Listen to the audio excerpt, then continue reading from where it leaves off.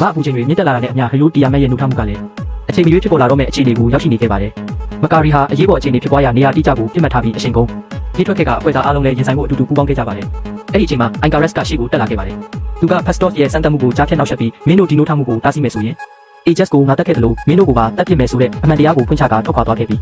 စပရိုက်ကလည်းသူ့နောက်ကနေကတ်လိုက်သွားခဲ့ပါတယ်ဂျင်ကိုကတော့အဖွဲ့ထဲမှာမပါဝင်ဘဲညှင်းဆန်ခဲ့ပါတယ်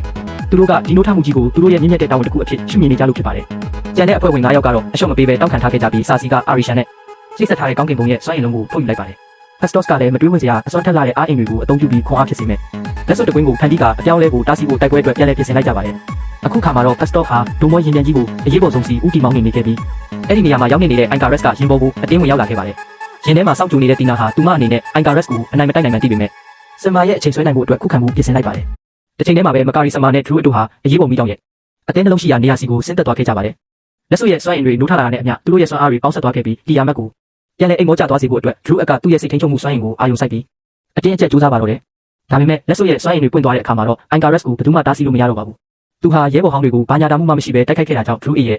အာရုံဆူဆိုင်မှုတွေပြိုကွဲသွားခဲ့ရပါတယ်အိုင်ကာရက်စ်ကဒရူးအကိုလေပေါ်မြောက်တင်ပြီးသူ့ရဲ့မျက်လုံးလေးစားတွေနဲ့အနီးကပ်ပြစ်ခတ်ချေမှုန်းလိုက်တယ်လို့ဒိုမိုးရင်ပြန်ကြီးကိုပါအပိုင်းပိုင်းဖြတ်ပစ်လိုက်တာကြောင့်ရင်ကြီးဟာအောက်ကိုထိုးဆင်းပြတ်ကျသွားခဲ့ပါတယ်